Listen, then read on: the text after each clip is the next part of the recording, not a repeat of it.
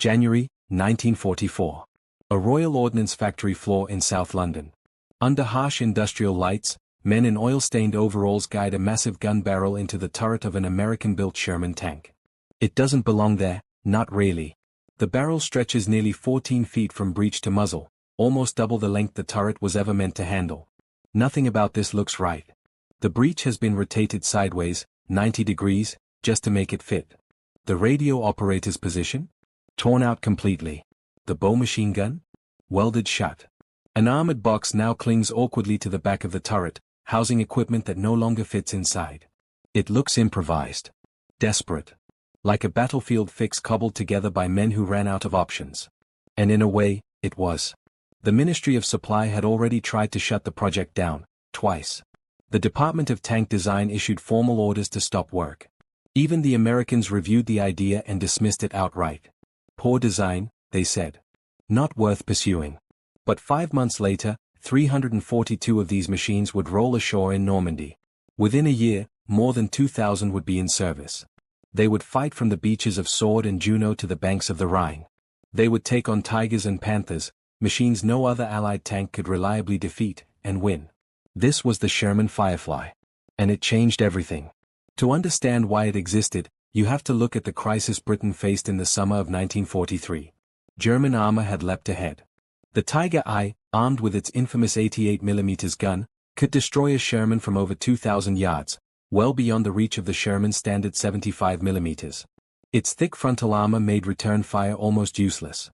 The Panther was arguably worse. Faster, better armored, and armed with a high-velocity 75mm gun that could punch through Allied tanks with ease. Its sloped glacis gave it the effective protection of something far heavier. Against either of them, Allied tanks had one problem. They couldn't win, at least, not from the front. But Britain already had a solution. The Ordnance QF 17-pounder. A 76.2mm anti-tank gun that had already proven itself devastating in North Africa and Italy. Its rounds screamed out at nearly 900 meters per second, capable of punching through thick armor at combat ranges. The challenge wasn't building the gun. It was finding a way to carry it into battle. Two men refused to accept that it couldn't be done. Major George Brighty of the Royal Tank Regiment believed the answer was obvious: take the reliable, widely available Sherman and force the gun into it. His first attempt was crude, almost reckless. He stripped out the recoil system entirely, locking the gun in place and letting the entire tank absorb the shock of firing. It barely worked. Then came Lieutenant Colonel George Witheridge. A veteran of North Africa, he had survived being blown out of his own tank at Gazala. After months advising American forces on gunnery, he returned to Britain unimpressed with existing tank designs, and determined to fix the problem. When he found Brighty, the two combined their efforts. Official orders came down to stop. They ignored them. Instead, Witheridge went over their heads, lobbying senior figures until the project was resurrected with official backing. What followed wasn't elegant engineering. It was controlled compromise. The recoil system was redesigned from scratch. The breech rotated sideways for space.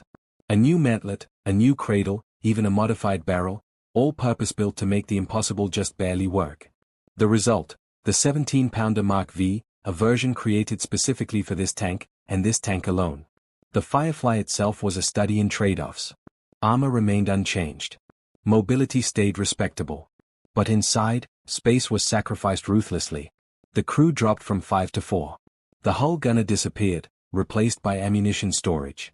The loader doubled as radio operator. The turret became a cramped, punishing environment.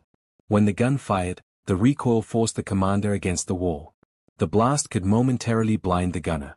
Fumes filled the compartment. Rate of fire dropped significantly. None of that mattered. Because now, finally, the Allies had a tank that could kill a Tiger from the front. At range. Normandy, June 1944. The Bocage countryside turned every field into an ambush. Visibility was short. Engagements were sudden and brutal. The Firefly entered combat almost immediately, and losses came just as fast. They were rare, valuable, and difficult to replace. But within days, they proved their worth. At Noren-Besson, a troop of Fireflies waited as German Panthers advanced into range. When they fired, the result was devastating: multiple kills in seconds, the attack collapsing almost instantly. Again and again, similar stories followed. Precise shots. Minimal rounds. maximum effect. This wasn't luck. It was capability finally matching the threat. Then came August 8, 1944. Operation Totalize. SS Captain Michael Wittmann, Germany's most feared tank commander, led a counterattack with his Tigers. His reputation was legendary. His kill count, staggering. Waiting for him was a Firefly. Trooper Joe Ekins, just 21 years old, had never fired in combat. He held his fire. At the right moment, he engaged, methodically, deliberately. One Tiger. Destroyed. He shifted aim. Wittmann's tank. Hit.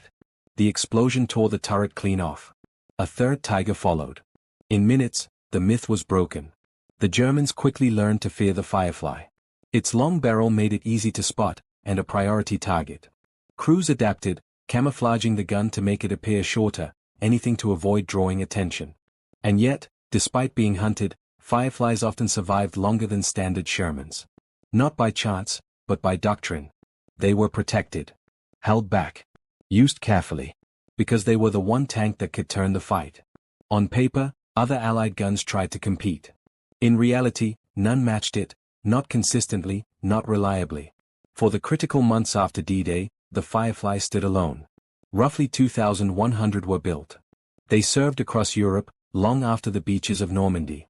Some even remained in service decades after the war ended. A machine never meant to exist, kept alive by persistence, not approval. And it all began here. January, 1944. A factory floor in South London. A gun too large for its turret. A design no one wanted. A project ordered to stop. The Firefly was flawed. Cramped. Violent to operate. Imperfect in almost every measurable way. But when it fired, enemy tanks burned. Not because of luck. But because two men refused to accept impossible as the final answer.